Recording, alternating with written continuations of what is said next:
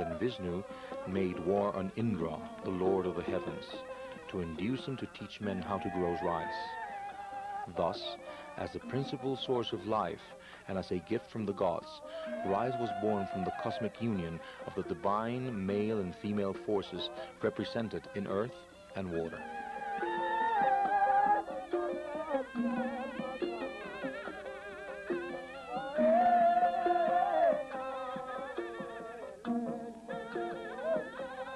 The Balinese are famed as the most efficient rice growers in the archipelago. They raise 2 crops of fine rice a year with such success that they have more than sufficient for the needs of the population, often having enough left over to sell or give away. Even agricultural experts admit that the modern methods could not improve the already excellent results, due perhaps to the intense striving of the Balinese for improvement, their communal cooperative agricultural societies, and their system of seed selection.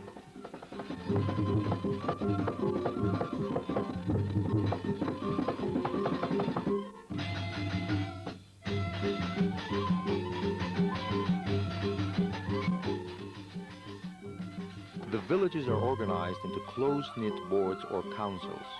Every married man is a member of a council and is morally and physically obliged to cooperate for the welfare of the community. A man is eagerly assisted by the council as a matter of duty.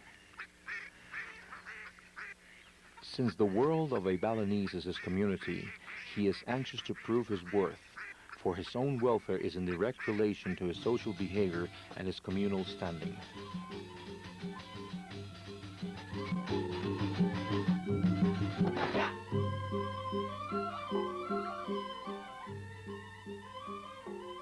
The most striking element of the Balinese landscape is the ever-present rice field, the sawa, a patch of land filled with water held by dikes cut out of the red earth. The receding terraces resemble green plains.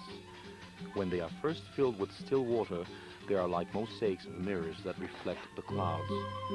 Later, they are sprinkled with the dainty blades of the newly planted rice in an all-over pattern of chartreuse on a ground of brown ooze. Eventually, a tender yellow-green carpet which turns to a rich gold ochre as the grain ripens.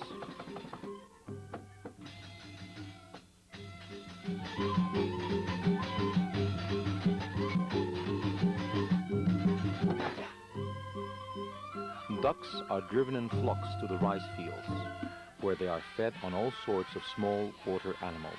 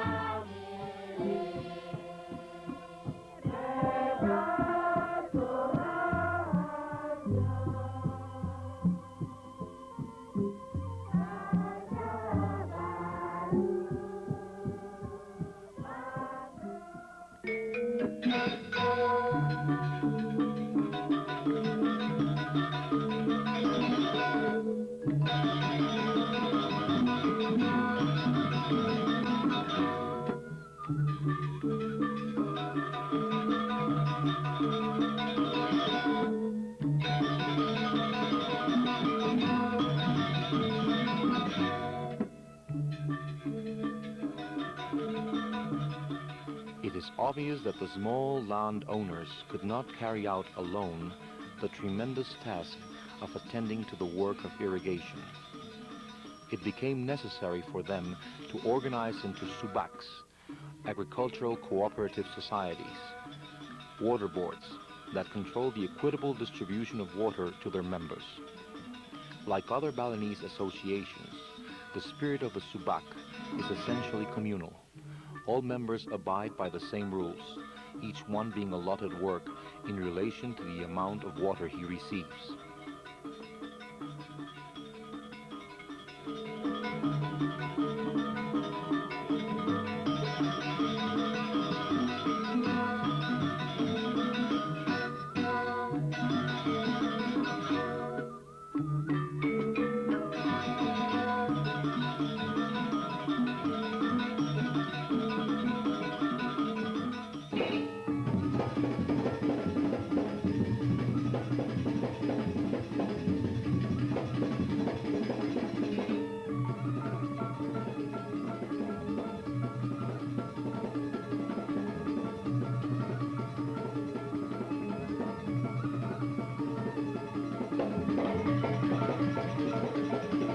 harvest time, every morning and every evening, one sees the people in the streets.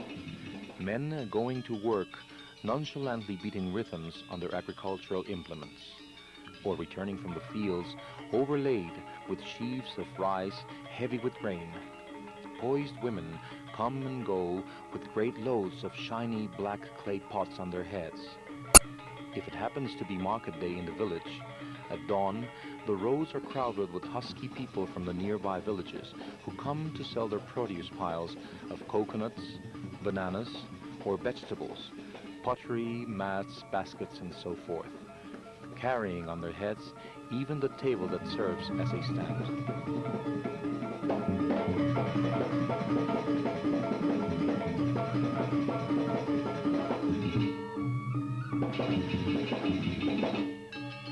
If there is a feast in the village temple, the people parade in yellow, green, and magenta silks with fantastic pyramids of fruit and flowers, offerings to the gods in a pageant that would have made Diaghilev turn green with envy.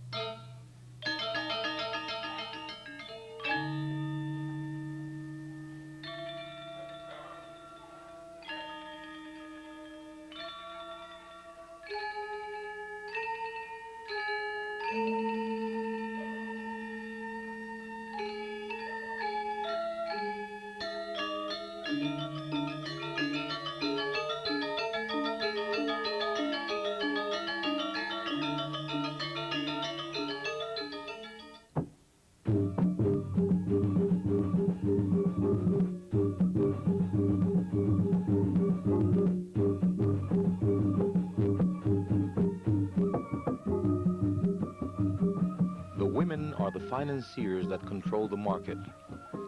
One seldom sees men there, except for certain trades or to help carry such heavy loads as fat pigs. The market reaches its height about noon, when it is hard to walk through the crowd of semi-nude women. At that time, the animation is very great, and the market resounds with the excited bargaining.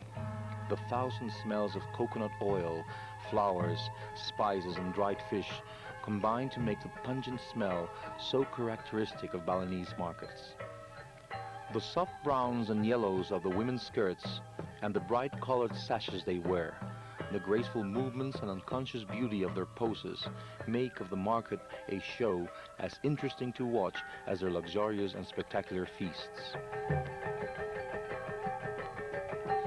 Young people meet at the market at harvest time, when everybody helps to cut the rice, at the river and so forth, but especially at the frequent village celebrations and nocturnal theatrical performances, when the boys meet their friends and make new conquests.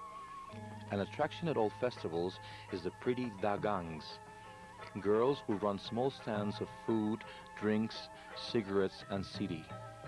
They sit behind little tables illuminated by petrol lamps, scraping coconuts, grinding sauces, and serving drinks, surrounded by a circle of admirers who squat on the ground, joking with them on the pretext of buying a pennyworth of peanuts or a pack of cigarettes. Some girls know that it is best to remain cold and indifferent, attending to their business, while others are gay and friendly and can answer cleverly to the boys' wisecracks.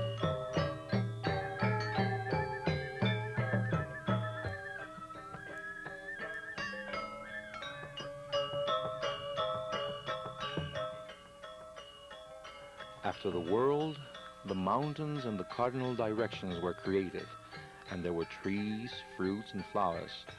The gods made 4 human beings out of red earth, whom they provided with utensils to work and houses to live in.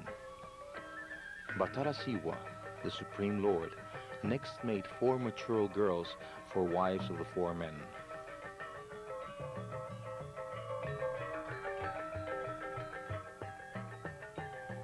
The god of love, Batara Semara, made mating a pleasure so that women would be fertilized, and eventually the 4 couples had many children. Grew, became adolescent, married, and had children.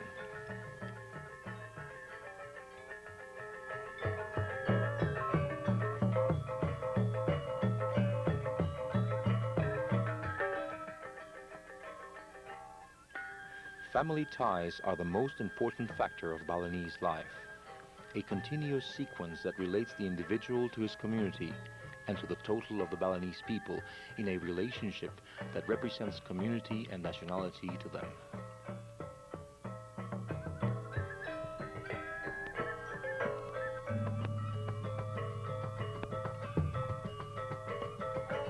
A Balinese feels that his most important duty is to marry as soon as he comes of age and to raise a family to perpetuate his line. He centers all his hopes in having children, preferably male children, who will look after him in his old age, and most important of all, sons who will take the proper care of his remains after he is dead, performing the necessary rites to liberate his soul for reincarnation, so it will not become an aimless, wandering ghost.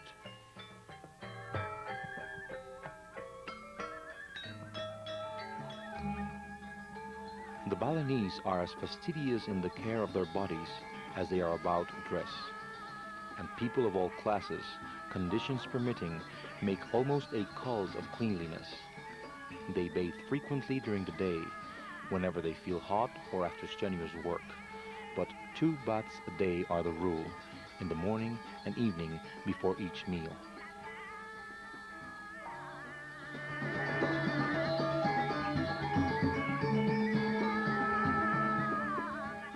The Balinese admire a smooth, clear skin, the color of gold, and pretty girls have a mortal dread of being sunburnt, so they do not like to go unnecessarily into the sun. The skin is kept in condition by rubbing and massaging while bathing. Afterwards, anointing the body with coconut oil and bore, a yellow paste that protects the skin from exposure to the rain. Bore is made of mashed leaves, flowers, aromatic roots, cloves, nutmeg, and turmeric, kunyit, for coloring. Niepi. Once a year, at the spring equinox, every community holds a general cleaning out of devils, driving them out of the village with magical curses and rioting by the entire population. This is followed by a day of absolute stillness, the suspension of all activity, from which the ceremony takes its name. Niepi marks the new year and the arrival of spring, the end of the troublesome rainy season. There is great excitement all over Bali at this time. There are melees, or processions, to take the gods to the sea for their symbolical bath. The celebration proper extends over a period of 2 days, the Metjaru, the great purification offering, and Niepi, the day of silence. On the first day, the government allows unrestricted gambling and cockfighting, an essential part of the ceremony, because the land is cured by spilling blood over impure air.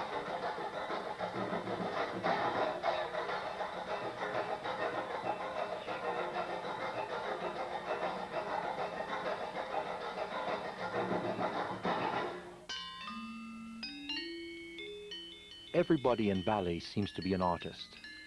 Coolies and princes, priests and peasants, men and women alike, can all dance, play musical instruments, paint or carve in wood and stone. It was often surprising to discover that an otherwise poor and dilapidated village harbored a temple, great orchestra, or a group of reputed actors.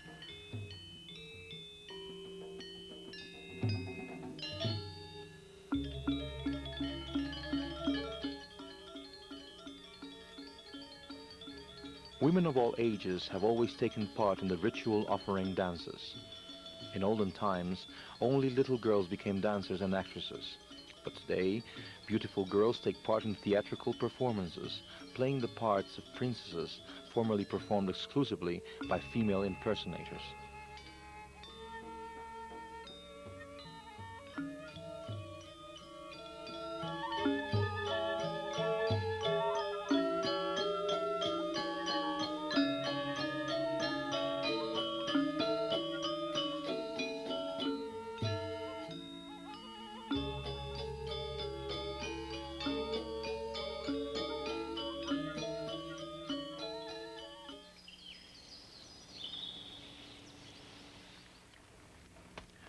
The food that Balinese gourmets eat at festivals is as elaborate as any in the world. The daily diet of cold white rice is helped, however, by a side dish of vegetables chopped together with a dozen or so spices, aromatic herbs, grated coconut, and the hottest chili peppers in the world.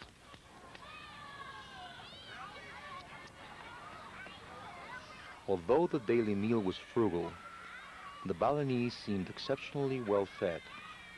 They were continually eating at odd hours, buying food at public eating booths, in the market, at the crossroads, and particularly at festivals.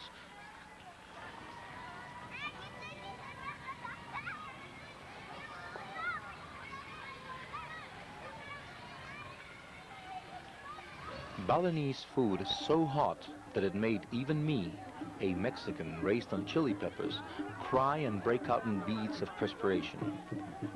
But after the first shocks, and when we became accustomed to Balinese flavors, we became Balinese gourmets and soon started trying out strange new combinations.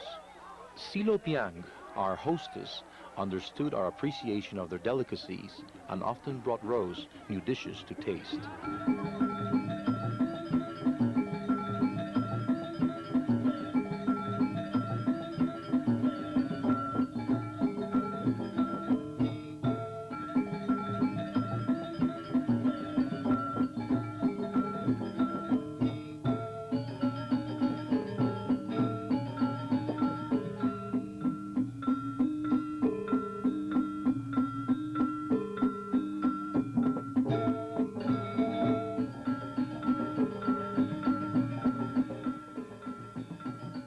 As the archetype of the delicate and feminine, the legong is the finest of Balinese dances. Connoisseurs discuss the comparative excellence of various legongs as intensely as we discuss our dancers.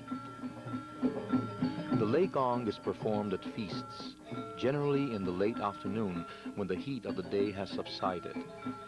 At the first rumor that there is going to be a legong in the central square, or if it is at a private feast in the middle of the street, the crowd begins to gather.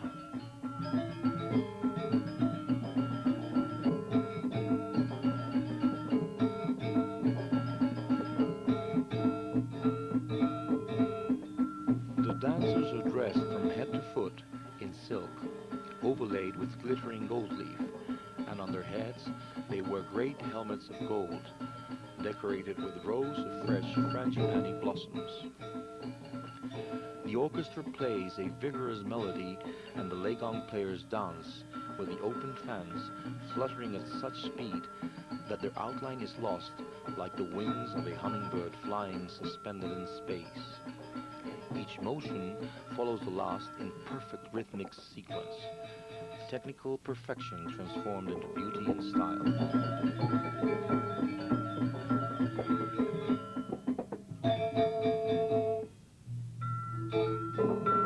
The artist is, in Bali, essentially a craftsman, and at the same time an amateur, casual and anonymous, who uses his talent knowing that no one will care to record his name for posterity.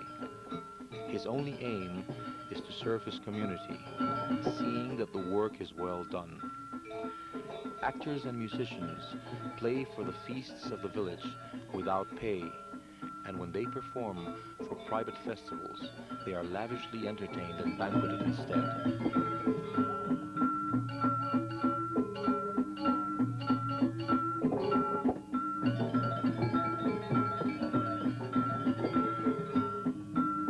The effervescence of artistic activity and the highly developed aesthetic sense of the population can perhaps be explained by a natural urge to express themselves, combined with the important factor of leisure resulting from well-organized agricultural cooperativism.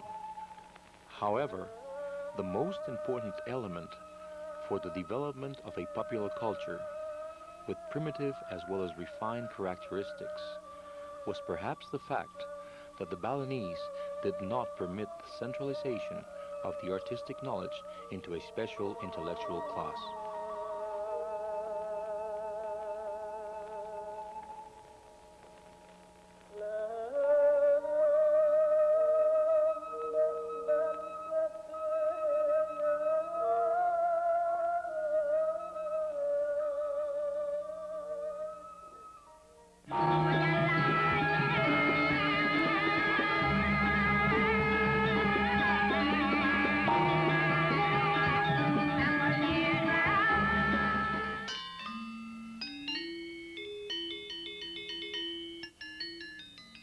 No feast is complete in Bali without music and elaborate dramatic and dance performances. No one would dream of getting married, or holding a cremation, or even of celebrating a child's birthday without engaging troops of dancers and actors to entertain the guests and the neighbors. During the anniversary feasts of the temple, there are always dances that last throughout the night and may even continue for days, with a different type of show every afternoon and night.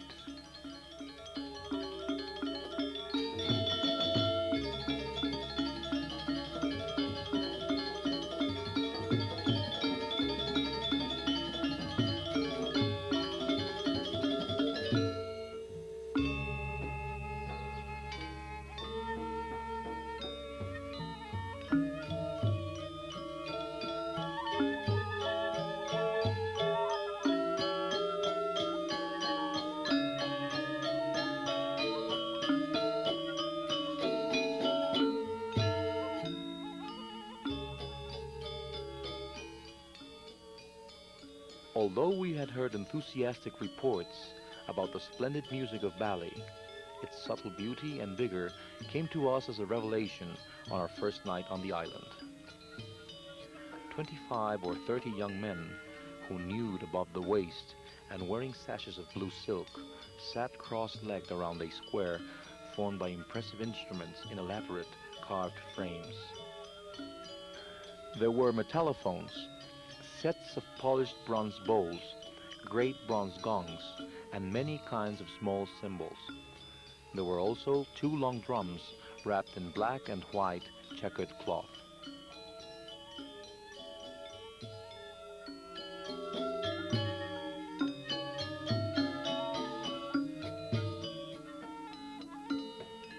Playing sinuous melodies that broke at unexpected places into resonant accents or rolled into fast syncopation, building up the themes until they reached a furious climax that faded away into the original theme, but enriched by rhapsodical ornamentation on the high instruments against the measured basses and occasional reverberations of the deep gongs.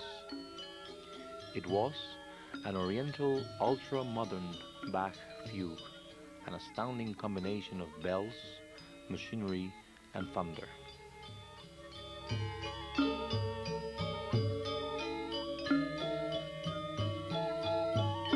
The performance, we found afterwards, was given by one of the finest gamelan orchestras in the island, the Gong Belaluan, pride of the quarter of the town that was later to become our home.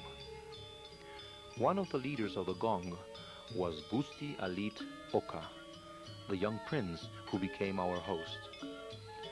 When he rented us part of his house, we went to bed every night to the music of the orchestra that rehearsed only a few doors away in the Ballet Banya, the communal meeting hall of Belaluan. Despite the fact that there is no trace of Western influence in the music of Bali, even those who hear it for the first time are carried away by it. There is in Balinese music a unified range of sonorities tending towards one sound.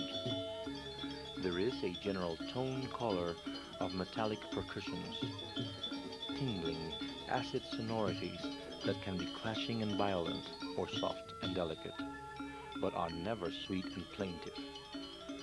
Their musical phraseology is simpler, more confined within a margin of sobriety than our expansive and unrestrained music.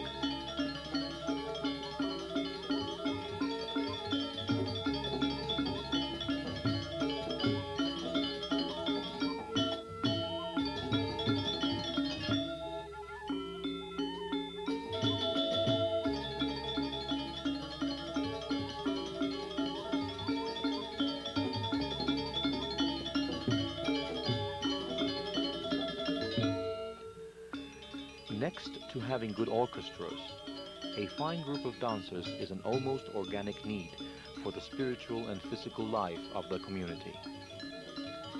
Besides the passion they show for their music and dancing and the important part these play in the ritual. To have a skillful and famous group of dancers brings pride and social prestige to the village ward, the Banjar.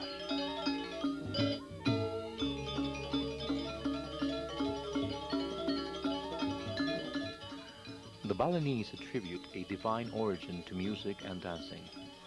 It is said that Batara Guru, the supreme teacher, invented the first instruments, and that Indra, the lord of the heavens, originated dancing when he created the incomparably beautiful Vedari, the nymphs of heaven, to dance for the pleasure of the gods.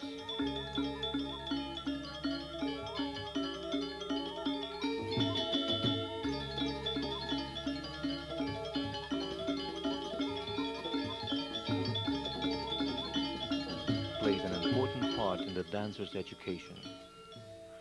While the pupil learns the elemental sequence of the dance, the basic steps, and general movements of the arms, he exercises regularly to acquire suppleness of every muscle and control over each member until his body becomes practically double jointed. The legs, however, are used with a minimum of importance in the dance, except for locomotion, and in certain sitting dances like the Keviya are not used at all. It is said that such movements are possible only because of the extreme youth of the dancers. It is true that a Legong dancer retires at 12 or 13, or perhaps continues in another type of dance, and that a fully grown girl is often considered too big to dance. But there are old women who are fine dancers, and a good Barist performer is usually a man past middle age.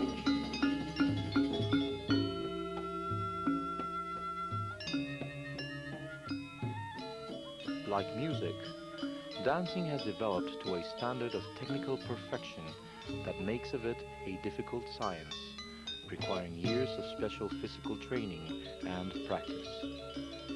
The excellence of a performer does not depend only on his skill, but also on his personality, emotional intensity, and the expressiveness of his feature. Dance in Bali cannot be considered as an art separate from the theater. In fact, the arts and the theater are so closely allied that there is no word in Balinese meaning theater. No Balinese would think of separating a show into its component parts, or, on the other hand, think a show complete that did not contain music and dancing.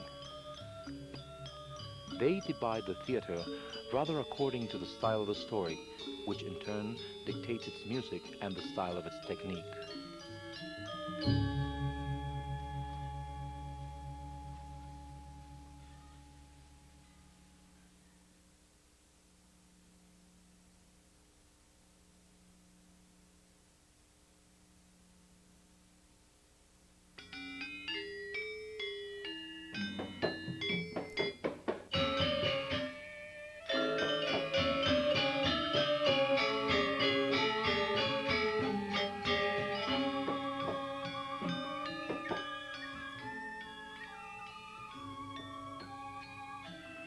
One boat brought the holy Barong Landong, 4 giant puppets who performed in the temple. They were Doeloe, a ribald old woman with a protuberant forehead, enormously distended earlobes, and deep wrinkles outlined in gold all over her white mask. A lecherous black monster with prominent teeth called Yero Gede. A young prince, Manri, and his beautiful princess, Jili Towong, richly dressed in green and gold, who wore great flower headdresses over the yellow masks.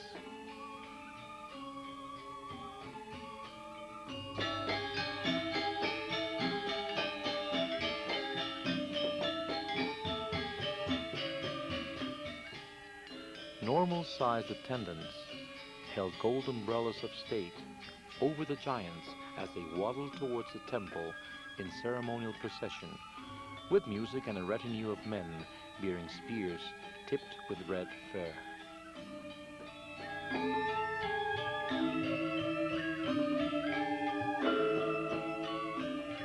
After dedicating an offering, the giants danced to the accompaniment of gongs, flutes, and drums. That old rascal, Yerogede, talked and laughed in a deep, thunderous voice, while Doeloe leaped, whooped, and yelled in a shrill falsetto, all behaving in a manner quite undignified for their holy character. Their remarks were of the sort that made my polite Balinese friends blush, especially in the episode when the prince made love to the princess.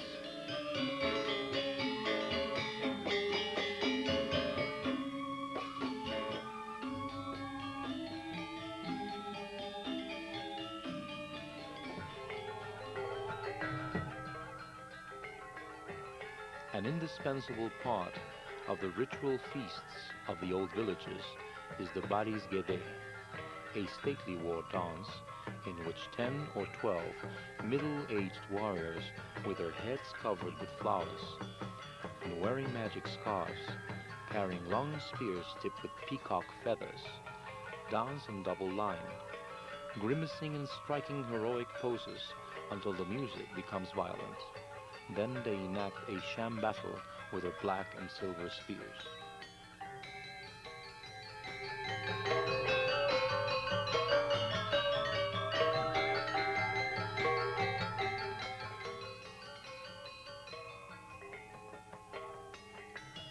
No dance in the world can be more manly than the Baris. Just as the Legong is the representative feminine dance, so the Baris typifies the strong elegance of the male and is the source of material for all masculine dances. Remaining essentially a war dance, the style of the ritual Baris was later adapted to the performance of heroic plays in the Baris Pendet, in which individual dancers play the military heroes using dramatic dialogues to accompany their movement.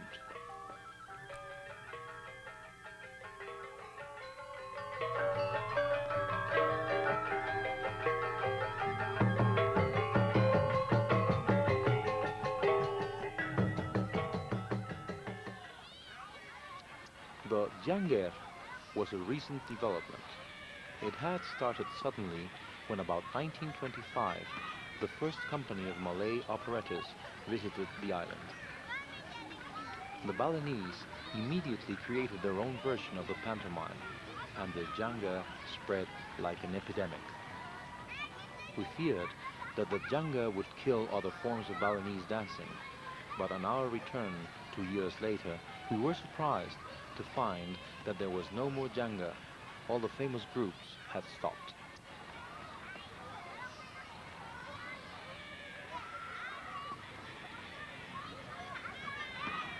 The most exhilarating show of the Balinese was dead and forgotten.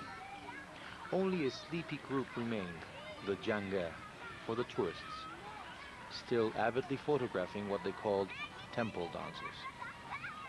With the passing of the Janga, the classical forms of theater regained popularity, and during our second visit, it was the Aja that had again become the favorite.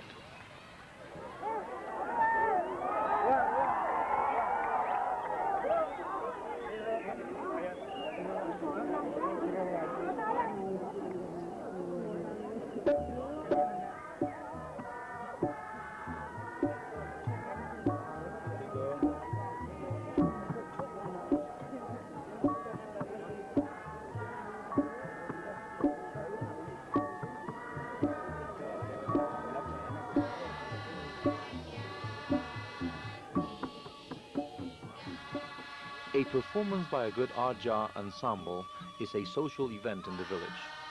It is at Aja shows that young people meet and love affairs are started, helped by the romantic atmosphere of the love stories and the late hours.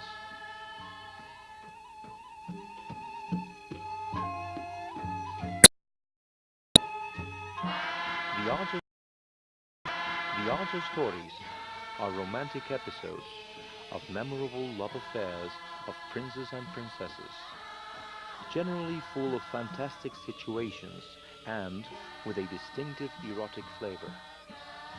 The distinguished characters speak and sing in Kawi, which is translated into common Balinese by the comedians for the benefit of the unscholarly crowd. The comedy is incredibly funny and rough slapstick, sprinkled with all sorts of bawdy jokes.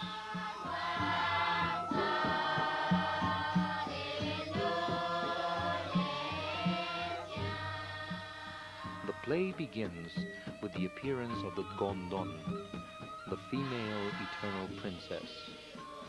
The part of the Gondon is usually played by a middle-aged, homely male. Praising his mistress and begging her to come out, she is finally persuaded. The curtains of the little booth at the end of the dancing space part, and the much heralded beauty appears. In progressive ajas, she may be a young girl dressed in gold with a great flower headdress. But generally, beautiful young girls cannot sing very well, and in good ajas, the part is played by a male actor, famous for his high falsetto.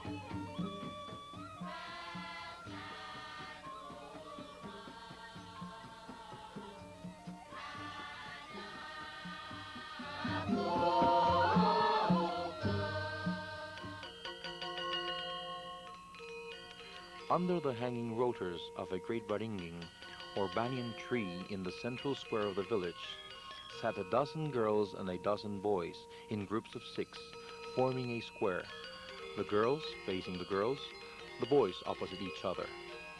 A dance master, the dags, sat in the center. The boys shouted and shook, while the girls sang with baby voices, flinging their hands and flashing their eyes. After a while, a girl appeared dressed as a prince, singing and posturing, quarreling with a wild-looking bird.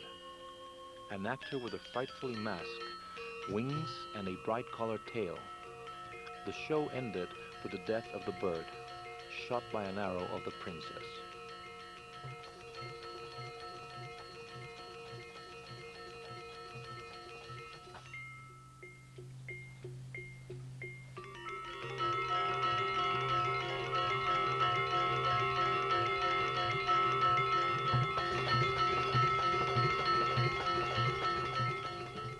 Individualism is not encouraged in the essentially communal Balinese society.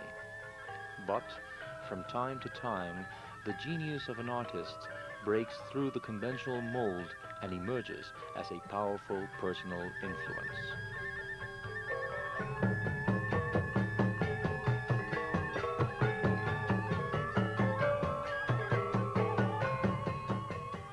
Mario straightened like a startled cobra, tense and nervous, holding the fan over his head as if to shade his eyes. The opening theme was fast and furious, and Mario began to dance, waving his fan energetically, darting glances from side to side as if at an imaginary enemy. The tempo increased to a frantic climax, broken suddenly by a melodious solo on the rayong. Mario relaxed and danced delicately. His expression softened, and his movements became languid.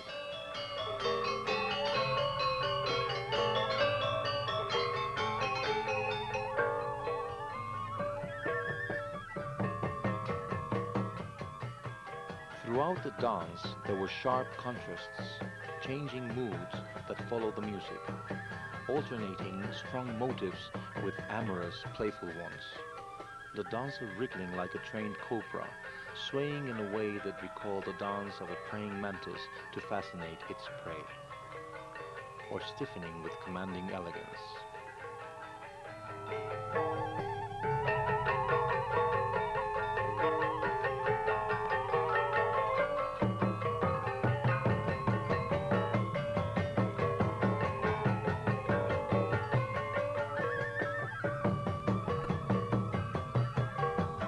Mario, a young man of humble birth, startled South Bali with a new dance, which combined the rugged manliness of the heroic dances, Balis, with the delicacy of the Legong. Its novelty consisted in the fact that the dancer never raised himself from the ground, moving only from the waist up, giving greater emphasis to the movements of the torso, arms, and hands, and focusing the attention on the dancer's facial expression. In using his body like a sensitive musical instrument, the young dancer interpreted even the most delicate moods of the island's finest orchestra. His fame spread to the foreign visitors on the island.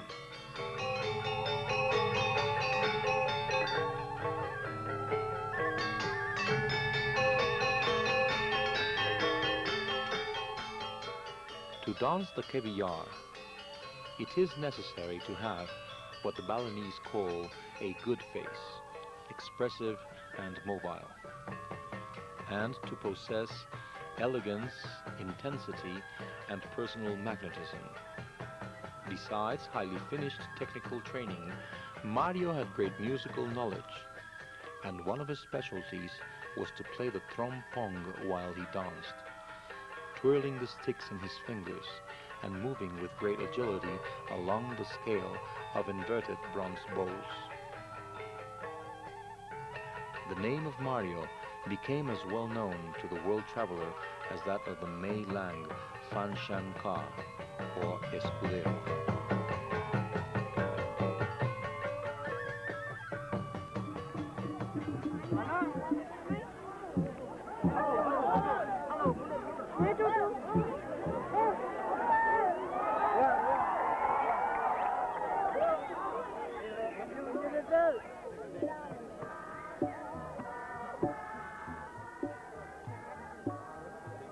Travelers watching dance become bored after a short time and cannot understand why the great crowds sit listening with profound attention to the plays that do not end till dawn.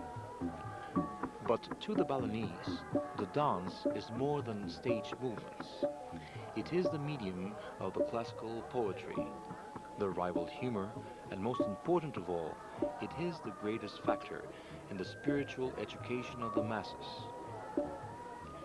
In a performance given by an inspired storyteller, there prevails the curious mixture of mysticism and slapstick humor that the Balinese love so. Every object and every move of the dance has a symbolical significance aside from the purely entertainment aspect of the show.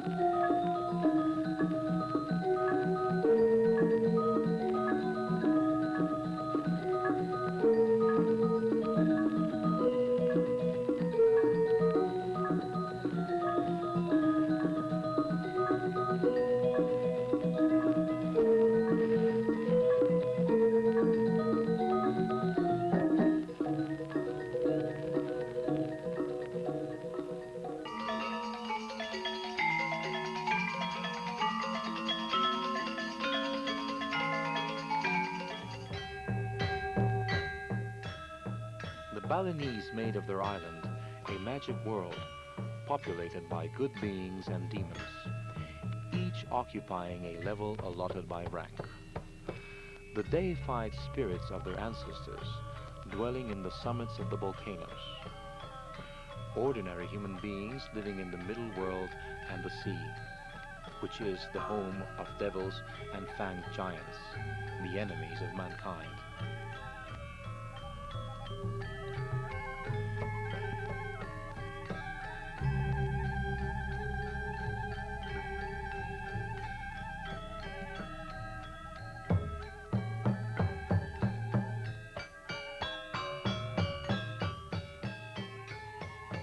It is true that Hindu gods and practices are constantly in evidence, but their aspect and significance differ in Bali to such an extent from Orthodox Hinduism that we find the primitive beliefs of a people who never lost contact with the soil rising supreme over the religious philosophy and practices of their masters. Like the Catholicism of some American Indians, Hinduism was simply an addition to the native religion, more as a decoy to keep the master content, a strong but superficial veneer of decorative Hinduistic practices over the deeply rooted animism of the Balinese natives.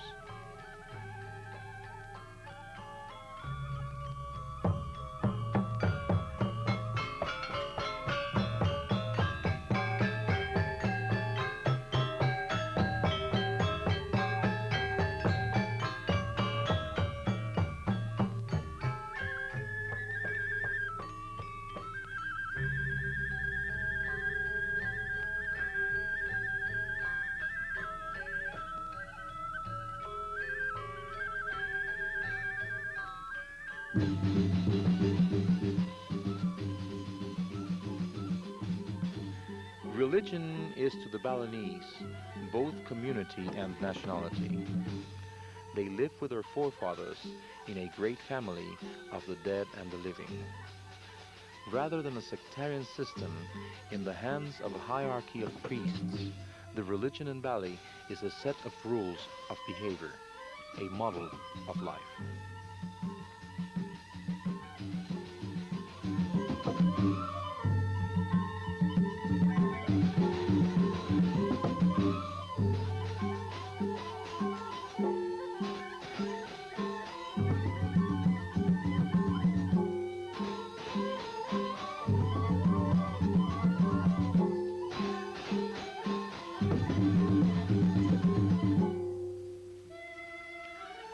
Motivated by this background of religious beliefs, the Balinese found it necessary to establish a communal cooperation to provide for the magnificent festivals that are such an important part of their life.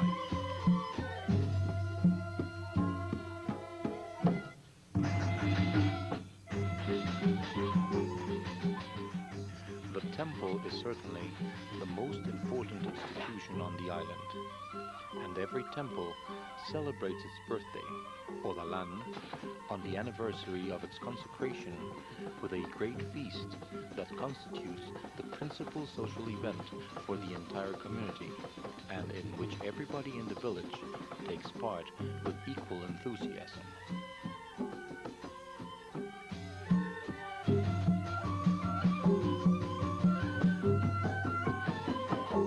The men attend to the decorations of the temple, build the temporary bamboo altars, erect awnings for entertainers, adorn the shrines with flags, pennants, and penniors, cook the food for the feast, and dress up the statues of the demons that guard the entrance. At the same time, the women prepare the offerings and make lamaks. The pemangku receive and bless the offerings that each woman brought. Such is the general pattern along which a temple feast moves. But again, each community has its own way of doing things, and no two feasts are carried out exactly in the same manner.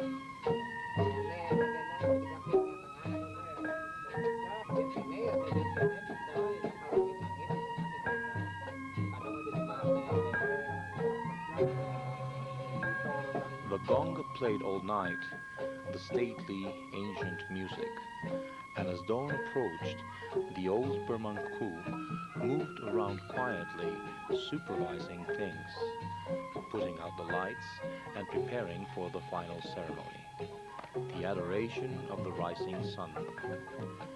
when Mendet was danced again by middle-aged women and offerings were dedicated in the direction of the first rays of sun that appeared in the horizon. This ended the feast, and by morning, when the essence of the offerings had been consumed by the gods, the women came to collect their respective offerings and take them home.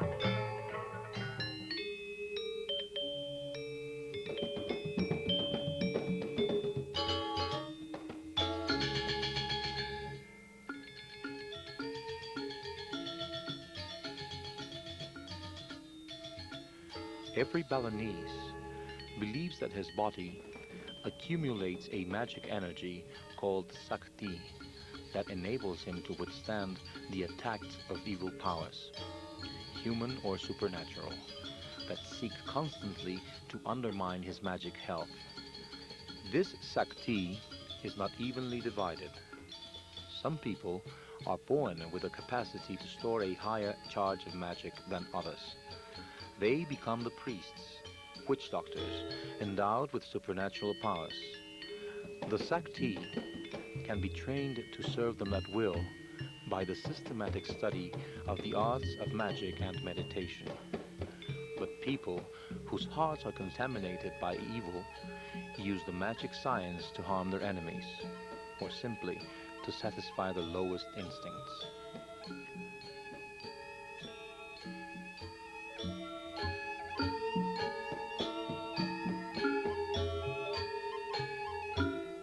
An explanation of the Balinese attitude in regard to personal magic can be found in a principle that constantly obsesses them: strong and weak, clean and unclean.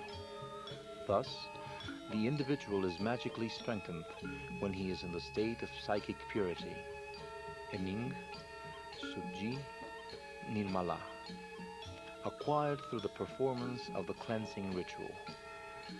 The antithesis of this is the often mentioned Sebel condition, uncleanliness, when a run-down soul renders one vulnerable to the attacks of evil. Not even the deities are free from becoming Sebel, and like any other woman, Rangda and the death goddess Durga are Sebel once every month.